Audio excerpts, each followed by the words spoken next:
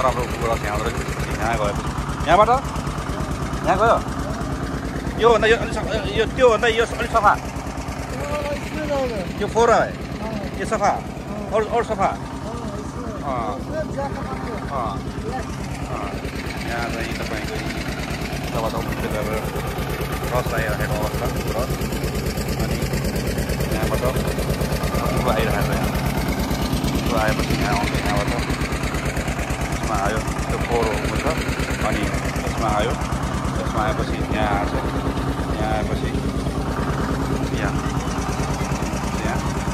यहाँबाट तयार गर्छ अनि यसलाई दाइ हो यसलाई यहाँ हाल्ने हो ए कति बेरपछि हाल्छ कति घन्टा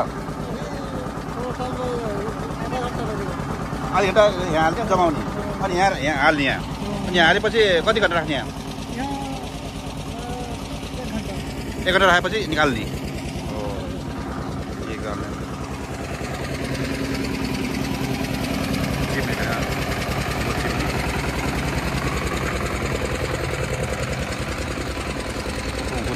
यहाँ भ्याली बनाउने ठाउँ यहाँ भ्याली बोरामा छ भ्यालीको एकपट्टि राखेको यहाँबाट रस आएछ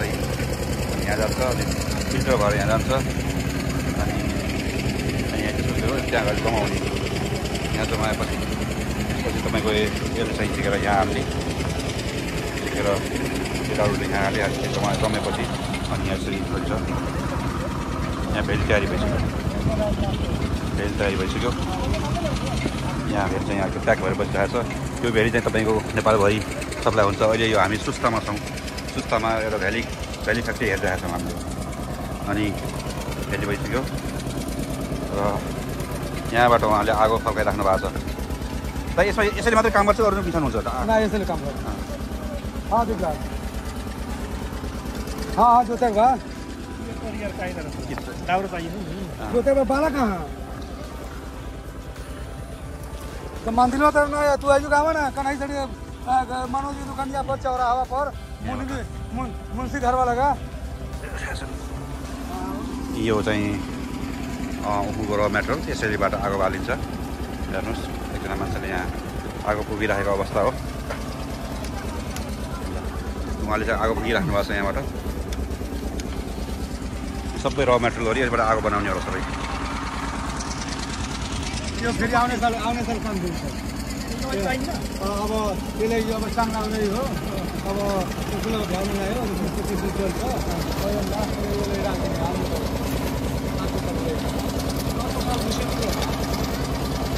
यो दिन चाहिँ फेरि चाङ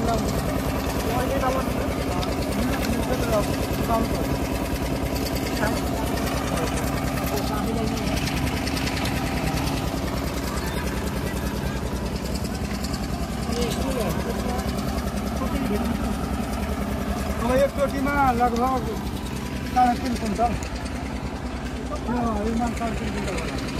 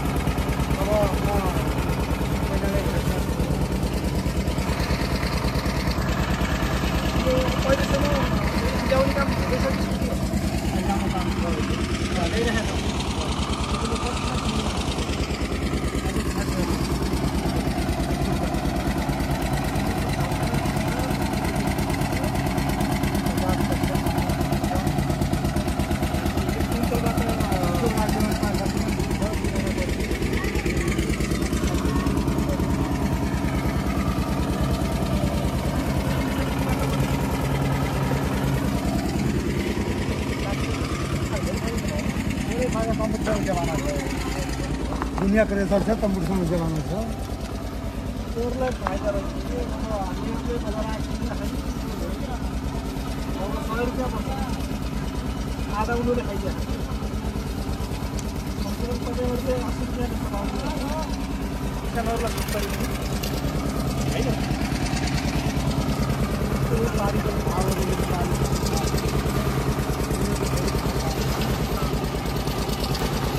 गाडी उनीले 50,000 कमाउँछ एक गाडीमा गाडीले कति देला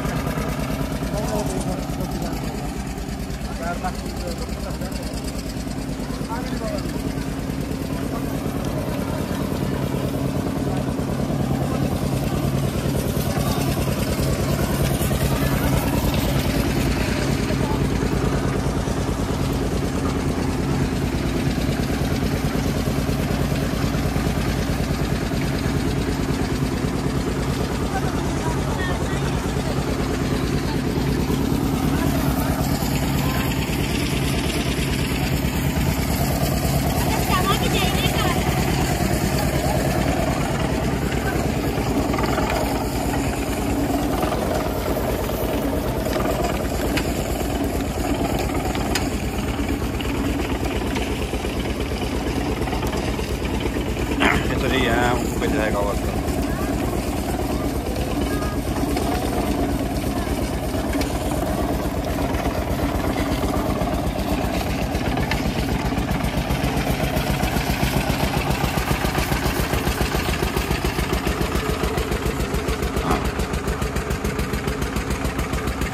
यहाँ झर्छ यहाँ पछि यसमा हालिन्छ त्यसपछि त्यहाँ हालिन्छ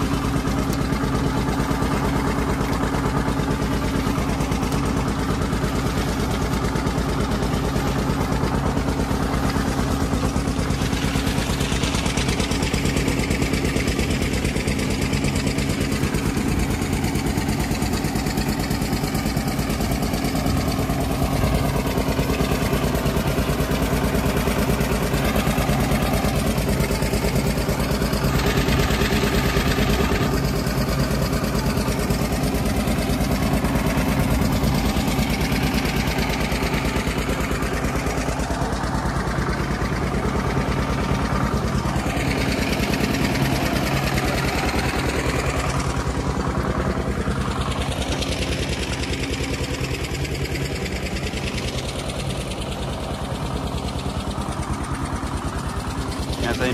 भेरी तयारी अवस्थामा हो है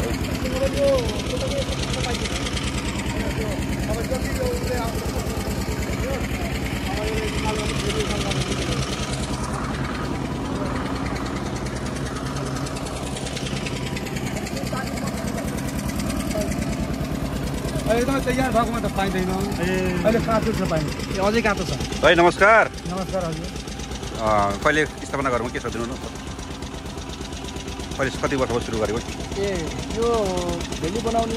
उद्योग कहिलेदेखि सुरु गर्नुभएको थियो यो हजुर लगभग 8-9 साल भयो 8-9 साल भयो अनि एक दिनमा कति भेली उत्पादन गर्नु अहिले भेली र एक दिनको हाम्रो 17 देखि 18 क्विन्टल प्रतिदिनको एक दिनको तयारी अनि एक पटकमा चाहिँ एक पटकमा 3 क्विन्टल 3.5 क्विन्टल 5 पटक दिनभरिमा निकालिन्छ 5 पटक निकाल्दाखेरि लगभग 17-18 क्विन्टल निकाल्ने अनि कामदारहरू कति छन् कामदारहरू लगभग 10 12 कुनै दिन 10 जना हुन्छन् कुनै दिन 12 जना पनि भइहाल्छ अनि यो चाहिँ यहीँ लोकल उत्पादन होला यो लोकल सुस्तैको लोकल अन्यत्र आउँछ कि यहीँको इन्डियाबाट आउँदैन नेपालकै तब इन्डियाको आउने दिनमा यस्तो सुगर भारतीयहरूले आउनु दिन्न ल्याउन खोजे पनि ल्याउन खोज्दा पनि पाइँदैन हाम्रो सुस्ताको आफै हुन्छ आफ्नो क्षेत्र बाली आफ्नो पनि हुन्छ यहाँको मानिसहरूको एउटा आम्दानीको स्रोत भनेको यो कृषि भनेको मेन बाली हाम्रो ठुलै छ सुस्ताबाट यो भेली उत्पादन गरेर कहाँ बेच्नुहुन्छ यो भेली उत्पादन गरेर बढी गरेर काठमाडौँ त्यसपछि यहाँ फेरि कुन सबै मान्छेहरू यहीँ आउँछ भेली लिन आउँदैन हामी ढुङ्गाबाट पारी प्रस्त खानु पारी नेपाली आफ्नै नेपालमा पारेर त्यहाँ सुरत आउँछ लोडेर आउने हो त्यहाँ दिरुन काटेर बकाएर त्यो गाडीको पर्ची दिएर तपाईँले यसको पर्ची दिएछ सालको लागि 90,000 हरेक साल पारी पुऱ्याइदिएपछि भाडा काठमाडौँ पार्टीले गाडी हालेर लाग्छ काठमाडौँ पार्टी होइन लोकल चाहिँ हो तर उनीहरूले काट्नु उहाँहरूले आफ्नो बिल काटेर बताएर अनि यो पैसा क्यास दिएर लान्छ कि गाह्रो लाग्छ होइन अब यस्तो हो अब भेरी गएपछि कहिले काहीँ अब आवश्यकता भएर पऱ्यो भने एडभान्स पनि लिने हो नत्र उहाँहरूले बेचेर नै दिनुहुन्छ प्रायः समझदारीमा अनि उहाँको परिचय हजुर दाइ नाम मेरो नाम चाहिँ जनारायण बनिया हजुर ठाउँको नाम के भनिदिनु न यो सुस्ता पारी सुस्ता हजुर कसैलाई फोन कसैलाई भेली टाइममा हजुर दिनुहुन्छ कसै छ नि किलोको कुन हिसाबले क्विन्टलको हिसाबले हो कि आजको रेटमा के छ क्विन्टलको आजको रेटमा 50 किलो भन्नु लगभग 5,000 चामल हुनुपर्छ अनि हजुरको कसैलाई भेजी चाहिए फोन नम्बर भनिदिनुहोस् न अनि मेरो नम्बर चाहिँ म जनारायण बनिया 9861 88,773 हजुर फेरि एकचोटि भनिदिनुहोस् नम्बर सर 9861 88,773 धन्यवाद हजुर हस् त नमस्ते हजुर